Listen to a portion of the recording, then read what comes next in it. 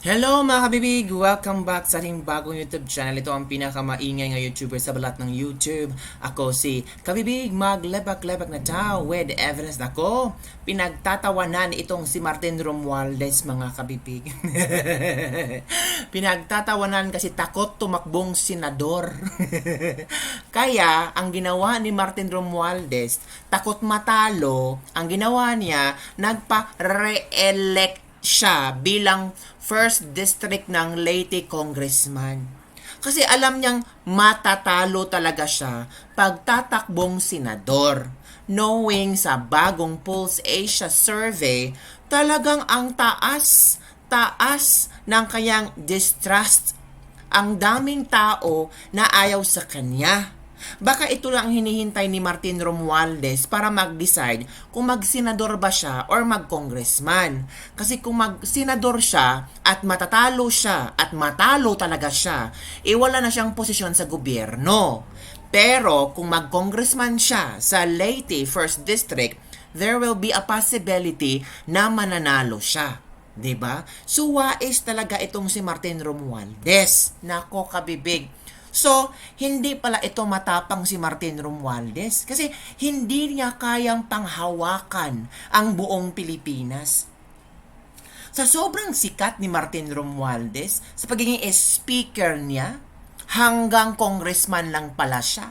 Hanggang congressman pala ang kaya niya.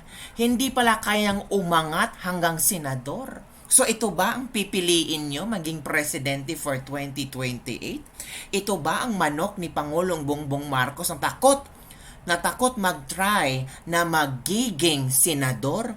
Kaya sabi ng ilang netizen, nako, iboboto kaya yan sa mga taga Leyte? I'm sure na hindi talaga yan iboboto. Knowing na yung mga, tawag ito, knowing na yan si Martin Romualdez na yan, ay marami ang galit mga kabibig. Marami ang galit kay Martin Romualdez. Sabi pa nga dito, Agoy, hindi na ako susuporta kay Martin kasi alam na namin kung anong klaseng politiko siya. Wala naman yung ginawa dito sa amin. Ito pa, nag-file na ang mga buaya. Ito pa, nako, papaawa effect na naman yan. Ano pang buaya ay ihai mo kay diri ka man taga First District Leyte. Mga waray, wag na kayong magpabudol pa. Ano ngang klasing buaya si Martin? Ay, pinagtatalunan ng mga comment dito kung anong klasing buaya si Martin Romualdez. Ay, kayo na ang bahala mga kabibig. Salamat na lang daw kasi pag nationwide pa ito, talagang supalpal si Martin Romualdez. Kaya takot si Martin Romualdez, kaya nagpa-re-elect na lang sa 1st District ng Leyte. Kawawa naman si Martin. Mr. Ayuda Nation, bakit hanggang Leyte lang ba ang kapangyarihan mo? Bumanat ka naman sa buong Pilipinas. Tingnan natin kung paano ka namin supalpalin. Nako, yes to Speaker Martin. Bisag maraming tao ang galit sa'yo pero sinusuportahan mo ang taga Leyte. Sabi ng isang netizen, ayuda pa more. So madaming makukuhang ayuda ang taga Leyte. Si Romualdez, bisitahin mo naman yung cancer patient dito sa EVMCpedia. Parang hindi mo yata naalala na may mga pasyenteng nangangailangan sa tulong mo. Hala, wag iboto yan.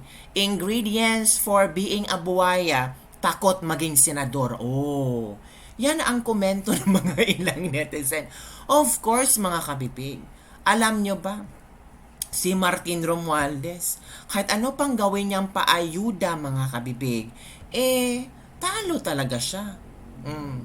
House Speaker Martin Romualdez struggles in trust and approval rating compared to VP Sara Duterte. Kahit anong ginawa nilang bardagulan, ano pang ginawa nilang pagbabato kay VP Sara na kung ano nung istorya tungkol sa confidential funds, lahat ng mga kongresista, lahat ng mga kongresistang kaalyado ng Tambaloslos ay nag-combine powers, pero wala talaga silang magawa. Hindi nila maipaangat ang performance and trust rating ni Martin Romualdez. Balikan natin ha, itong trust rating and performance rating ni Martin Romualdez. Tingnan natin kung gaano siya kagaling. Kagaling magpaayuda. O tingnan nyo mga kabibig. Martin Romualdez, 25% ang walang tiwala sa kanya. Ito ay based sa, ilan ba ang kanilang in-interview? I think 1,000 people yata ang kanilang in-interview. I think so. 1,000 people or maybe 100 people or 1,000 people. 25%. Oo. Siya may pinakamataas na distrust or walang trust na ang mga tao sa kanya. Kabibig, with that, tatakbo ka pa bang senador? Of course, hindi. Kasi pag matalo siyang senador, hindi na niya hawak ang kongreso. Hindi na niya hawak ang budget. Di ba, kabibi? Di ba sabi ni VP Sara, 2 tao lang ang may hawak ng budget. Si Zaldico at si Romualdez. Kung tatakbong senador si Romualdez, kahit nga tatakbong senador sa mga ratings, wala talagang pangalan ni Martin Romualdez doon. So, of course, Tambaloslos have to think kung para saan ako? Diba? Yan ba ang manok ni BBM? Takot nga tumakbong senador? So, kung tatakbo siyang senador, matatalo siya, hindi na niya mahahawakan ang budget. Diba? Mawawala na siya ng power. So, ang ginawa niya, matalino talaga daw si Martin Romualdez. So, ang ginawa niya, magpa-re-elect ulit pagiging congressman. Diba? So, House Speaker ulit siya. Di ba, kabibig? House Speaker ulit siya kung mananalo siya.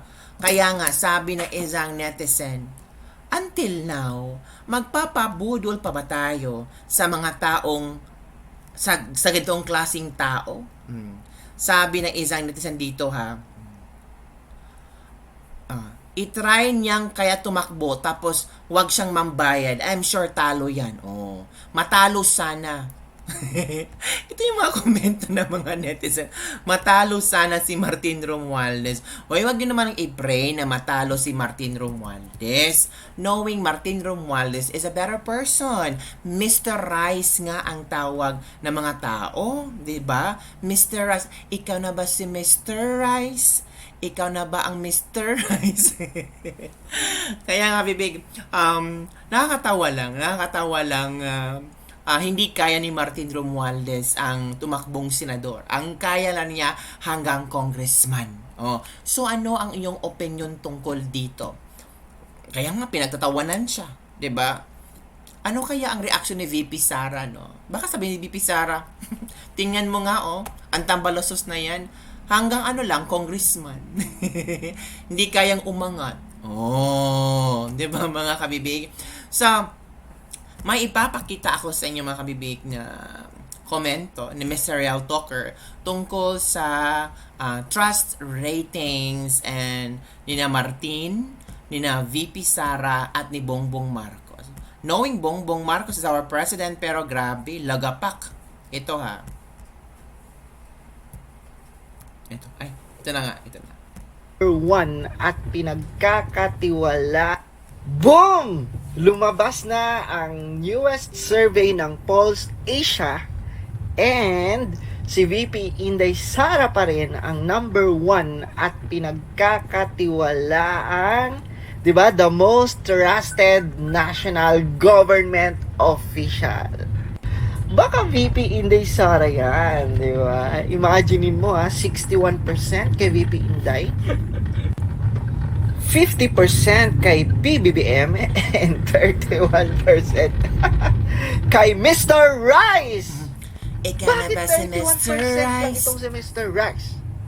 Lahat na ginawa niya May paano pa nga siya, ano yan? Imagine mga lods. Grabe ang paninira nila. No, lahat na ginawa na ng mga kongresista, 'di ba, ng kampo ni Tambaloslos, lahat na ginawa na. Pero hindi nyo pa rin matitinag si VP Inday Sara. Kaya no wonder, bali-balik ta rin nyo man. Tandaan nyo! Lintik lang ang walang ganun. Duterte. Boom! Lumabas na ang newest survey ng Pulse Asia and si VP Inday Sara pa rin ang number 1 at pinagkakatiwalaang, di ba, the most trusted national government official. Baka VP Inday Sara yan, di ba? Imaginein mo 61% kay VP Inday, 50% kay PBBM, and 31% kay Mr. Rice. Bakit? Oh, there you go mga kabibig. Kay Mr. Rice. Oh, ito pa. Ikaw na ba si Mr. Rice? Takot. Takot pala siyang magsenador. Oh, ito ha.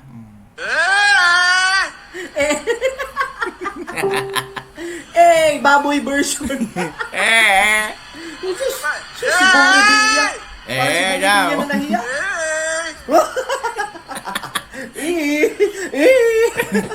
Ako, burger. Okay. Ano yan? Okay ka lang. Ganyan na lang tayo. Ano yan? At siyempre, uuwi ninyo yung 5 kilong well-milled rice. Ito po natin ang ating kongresista kay... Palagay ko, gutom na rin kayo. Eh? Putang ina mo. Pinagtitripan mo ba ang mga Pilipino? Sabi pa niya, at meron kayong 5 kilo na well-milled rice. Rice. Kaya tinawag pa lang Mas kita Mr. mo ba yung Rice. pagmumukha ni Bong Revilla? Parang si Bong Revilla yung nahiya eh. Diyos ko. Diyos ko mga lods. Halata. Bakit ganyan ka-effort yung si Tambaloslos? Halata. Kinokondisyon nila yan. Kasi tatakbo yan sa 2028. Halatang halata. Diba? Kasi, kung wala yung plano, bakit ganyan yan ka-effort? Ganon ka-effort, takot nga tumakbong senador. Diba? Takot nga tumakbong senador si Tambaloslos. Bakit ganyan yung ka-effort pumupunta Luzon, Visayas, Mindanao? Para sa ano? Tapos namimigay ng well-milled rice. Tapos ang tawag pa nga sa kanya, Mr. Rice. Para saan? May plano yan sa 2028. Sa 2028 yan. Tatakbo yan as president. Kaya ngayon, di ba, kinokondisyon niya. Di ba? Diyos ka! Putik! Bago nyo isipin yung mga political career nyo, unahin nyo ang mga Pilipino. Correct. Correct mga kabibig. So yun lang mga kabibig ang ating Ladies Lepag for today. Don't forget to like, subscribe, and share this video. Bye everyone. See you next time.